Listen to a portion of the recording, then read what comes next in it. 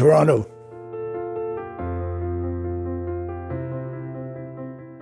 My father was a businessman.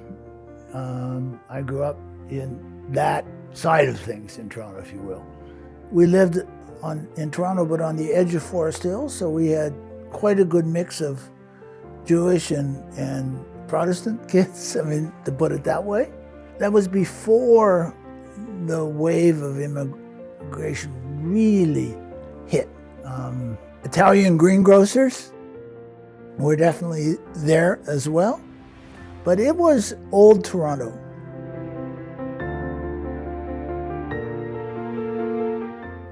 I had no idea. I always thought I would be either an engineer or a businessman.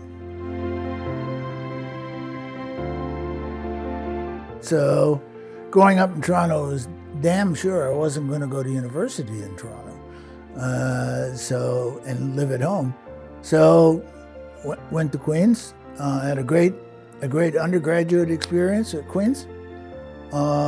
And one of my professors was a Princeton graduate. He got me interested rather than going and working for Shell Oil or something like that. That seemed like a very sensible thing to do. And we were lucky at that point. This was 1965. There were lots of fellowships available. And I did the arithmetic, and I could go to Princeton, and the fellowships were enough to pay all the costs. So I was just as well off to do that as to go and work for $4,000 a year for Shell Oil.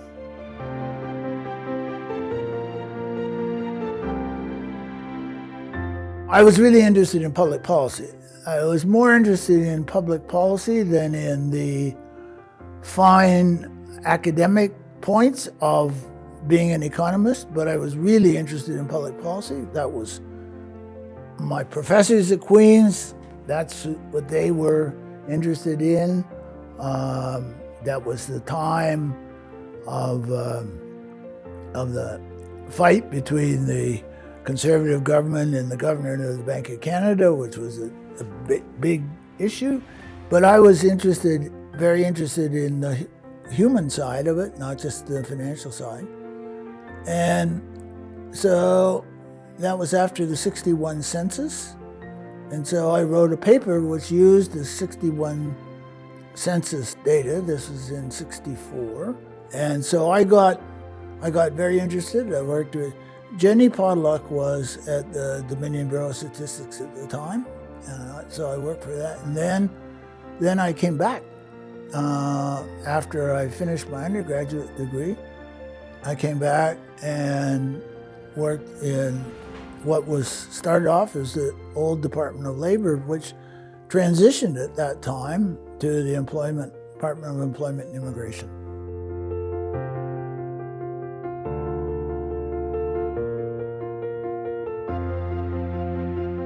In the end, budgets rule, and if you are interested in playing over a range of issues, then that is absolutely the place to be. But I was working very hard when I was back teaching at Queen's at the end of the 60s and the beginning of the 70s. I was working very hard on labor market issues, unemployment insurance, and so my first job was then in the social policy division, the brand new social policy division, which was created.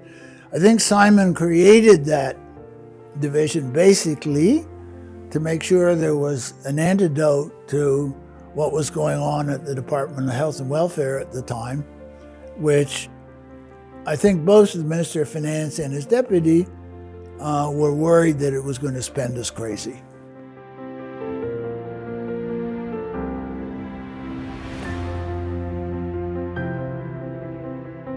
So just let me go through the steps, because yes, I started, as I say, working on the social side, but the big issue at the time was, just as it is today, was housing. And back then, you went where your deputy told you to go.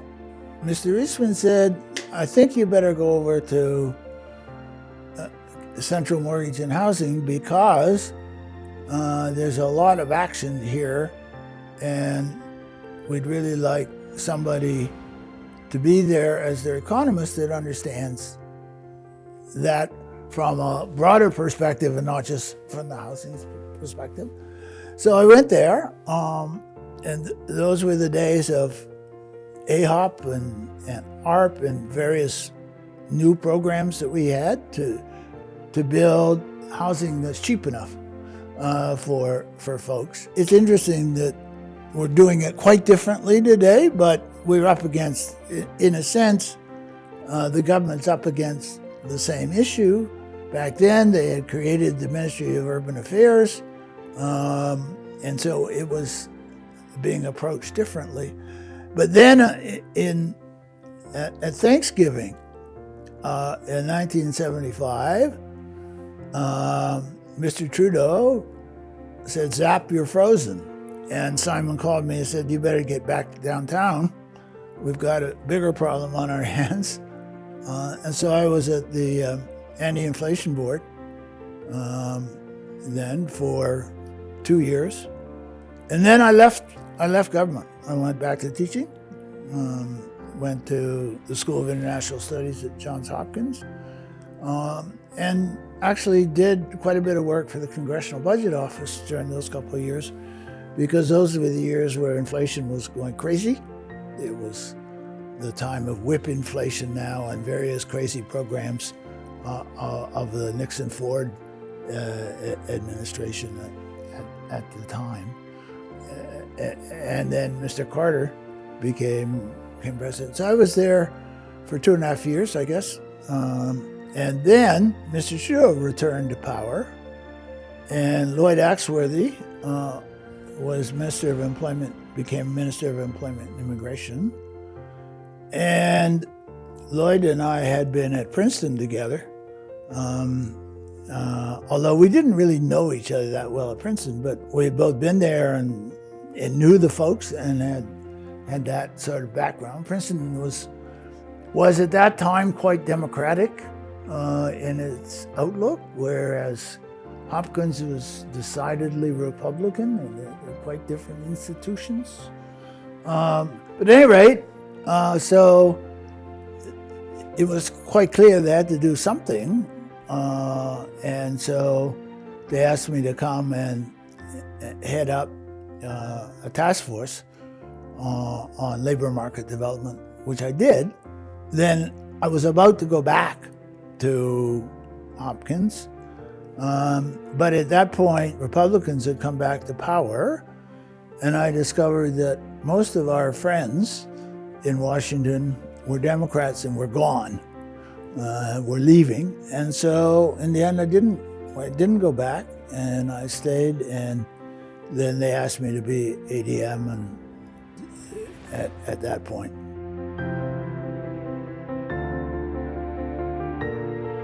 Well, so I had done a number of things. I had run the budget office at Finance.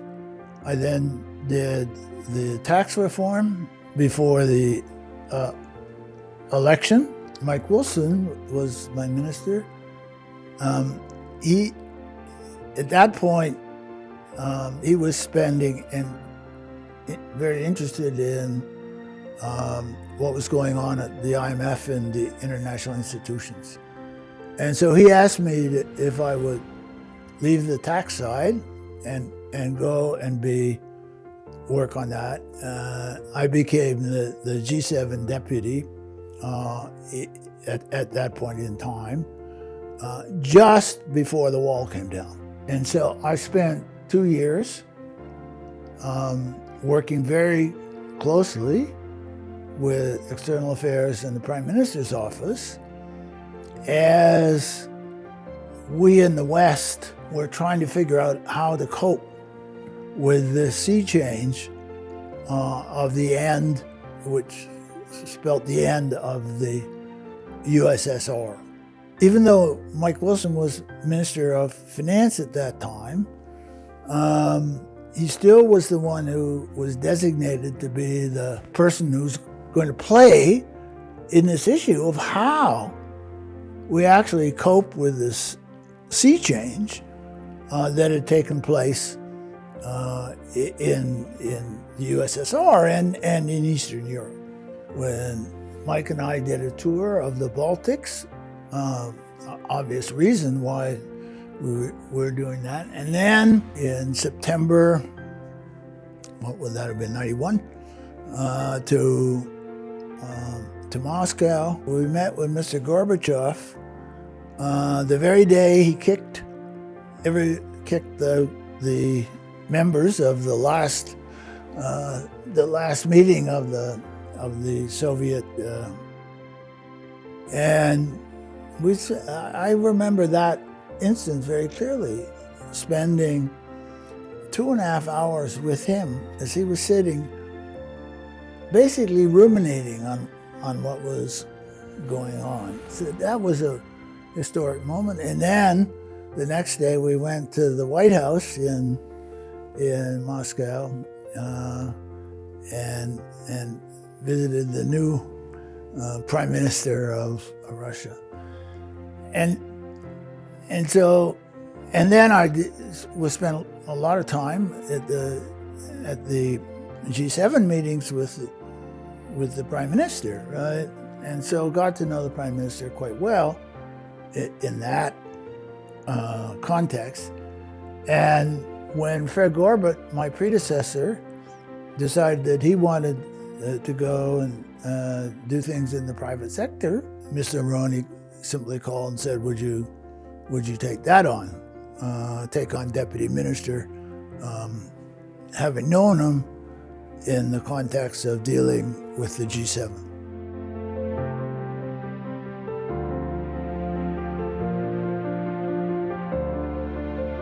When Mr. Mulroney came to office, the first issue, in a sense, the first economic issue, that occupied him was the deficit that had built up during the last years of the Trudeau government. And so we did 2 budgets trying to deal with that.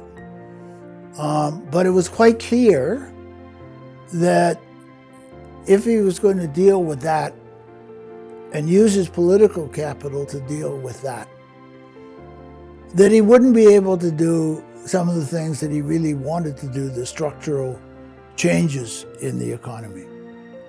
Because he was his background was business, right? And he had a sense that we could do things better, right? And so basically the middle of his first mandate, I would say, he said, well, we'll continue to try to deal with the deficit, but it's much more important that we deal with some of the other issues that I think we need to deal with. I mean, there were a lot of structural things that he really wanted to do, and one of them was to try get the top rates of income tax down. And so that was the shift. I moved from doing the budget with him to doing the tax reform. I mean, we argued that if he's going to get the income tax rates down, and that we all agreed that they were being very harmful to the entrepreneurship and investment that we needed to grow, that then we had to have a replacement source of revenue. So we spent quite a bit of time both working on the income tax side, which he was always on board with, but then saying, okay, how are we going to deal with the revenue side? Because the existing manufacturer sales tax was falling apart. And so we spent a lot of time with him, and he agreed that, yes, we've got to do it. It fitted with the objective of economic growth and so on. But then, prior to the election, he decided, and understandably said, I can't deal with the free trade and the tax at the same time, so I'm going to deal with the free trade, and I'll come back and we will institute the sales tax in my next mandate. And that's exactly what happened.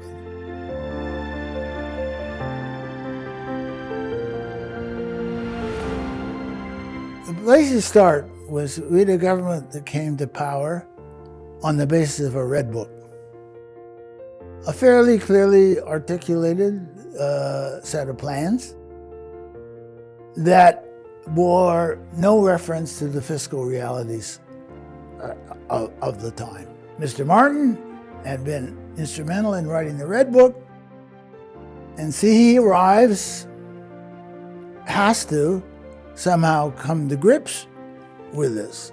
And there we were, trying to explain the numbers that he faced, and that what he wanted to do in the Red Book was just not going to be possible. And that was the exercise until he tabled the budget the following February, which moved actually a long way if you look at the hard numbers, but not as far as certainly the financial sector, but I would say also the public felt that they needed to go. I would say it was very difficult because as a deputy minister, you were sitting there telling the incoming government that they couldn't do what they had just promised they were going to do. And that is a very difficult position, right? And so we took a lot of steps in the first budget, but it was not seen by the financial community to be enough, number one. And number two, Mexico was in deep trouble, right? And so by the spring, within 6 weeks of having done the budget, it was quite clear we have to go further, and that the public was ready for it. And I think that is the most important point, that the public was a long way ahead of where the incoming Liberal government was.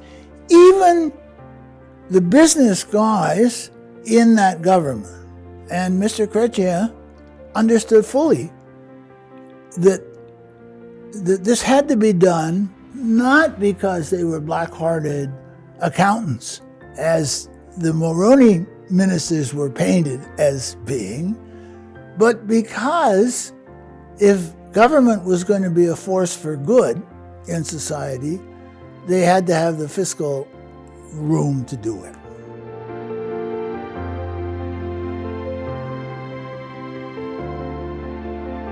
I left it after we knew that we were going to have a balanced budget, and I had observed that the arguments that were being made on the health side to preserve the budget were not really very well thought through.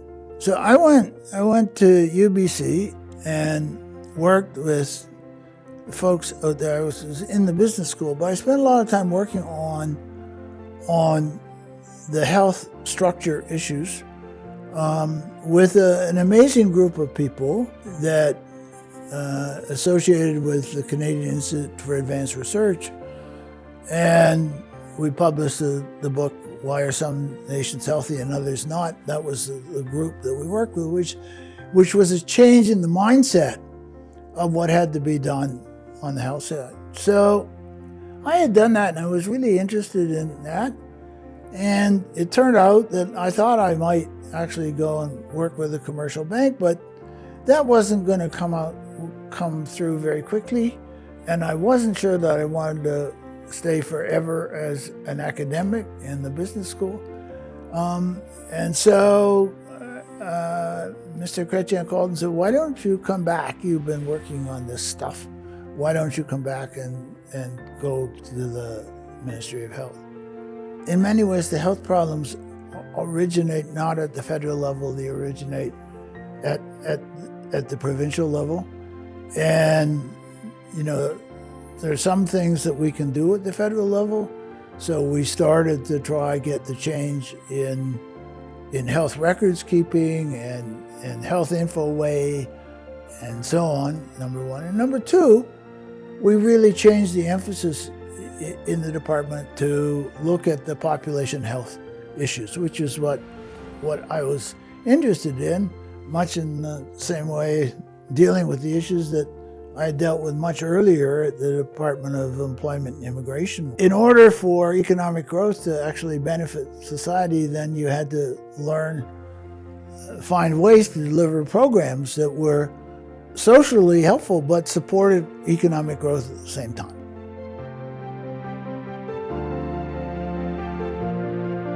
Let me start from a slightly different angle. If you're going to have a successful organization, whether that be in business or government or indeed in academia, you have to have a leader that encourages internal discussion and debate. If you will, the decision table in the organization has to be one in which those at the table bring to bear their expertise and so on in the best possible way. And the leader has to be able to accept or listen to what they're saying, number one. Secondly, also have a degree of, I don't know what the right word is, humility, to not put themselves front and center and hence choke off the discussion that takes place. What I think of as being a strong leader is that you are sufficiently open, you listen well enough, you don't always put yourself in the play quite too early, if you will. The leader is going to have to make a decision at the end, but you want the decision to be made that two things, that you avoid mistakes, but secondly, that you bring your troops along with you, right? And I would say that's no different in the public sector than it is in the private sector.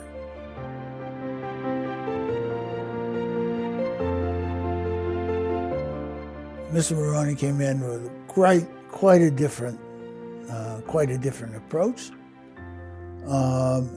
and he came in with a bunch of ministers, some of whom had a bit of government experience, but many of whom did not, and some of whom were from the very populist wing of that party. And so he was always trying to hold the party together throughout. So it was very, very different. But I was at the Department of Finance at the time. So my experience that I'm speaking here from is one of the Department of Finance, because we got a government that came in that was bound and determined to do the sorts of things that we had been advocating or working very hard on to try to convince the last Trudeau government that had to be done. We were so ready, in a sense, for that change. So that was a transition for us at Finance, which was very easy. It was a transition for many ministries that was awful, because they had new ministers that didn't really understand what was going on. The transition to Mr. Chrétien it looked more difficult because the Red Book stood in such contrast to where the Mulroney government, where the image of the Mulroney government was. I would say more the image of the Mulroney government than the actuality, but that contrast was very, very sharp. But Mr. Chrétien was an experienced person. He had people that were experienced. Mr. Chrétien basically understood that if he could do what he wanted to do, he couldn't do it from the position that he started with. And so he had to move. And so the first mandate was a mandate of opening the door to the second and third mandate, doing what had to be done so that that door was open. And so the transition, again, from my perspective, was not really very difficult once it was understood what had to be done. So there wasn't great difficulty.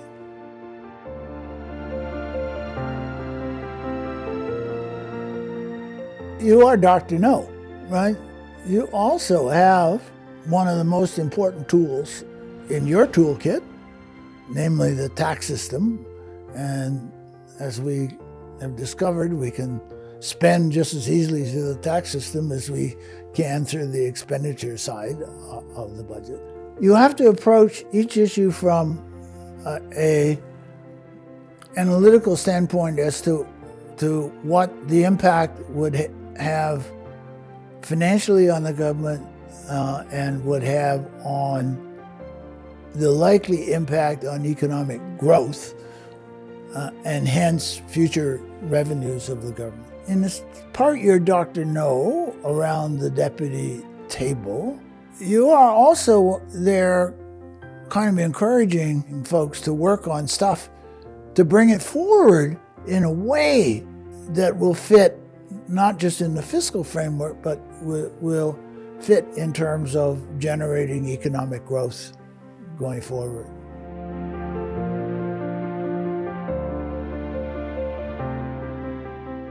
It doesn't matter whether you decide on a business career or a public service career or an academic career. In all of those areas, you're always striving to make a mark that will leave the country, your institution, your company stronger and make the world better in some sense, right? So I think that I was very lucky, and I think my counterparts today are not so lucky. I was lucky in a regard. First of all, it was before the era of social media. Right? And so, you had time. It was before the era of the 24-hour news cycle. So you had time to think about things. And that is important. And your minister or the prime minister could quite easily say, look, that's an interesting question. I'll get back to you on that. Much more difficult today. Much, much more difficult, which means that the pressure is on all the time to respond rather than to think about what it is you're doing. So I think the job today is just much, much tougher. I think the second thing I would say is that the relationship between the minister and the deputy, or between the minister and the public servant, then was very direct. They were very small, right? There was 2 people in the minister's office, right? So it was a different working relationship. And I guess the last thing I would say is things were much more personal. In part because when I joined, everything was so much smaller. And so you had personal relationships with the key ministers. You had very personal relationships with your deputy colleagues. I just think, given social media, given the expansion of the size of government, I would say, given that the current prime minister has tried to do so much, that when you try to do more than you actually have the the capacity in an operational sense to deal with, you then really do run into trouble. And so I guess I just think it is more difficult for folks today, certainly than I had it. Maybe I was overly lucky, but more difficult than I had it.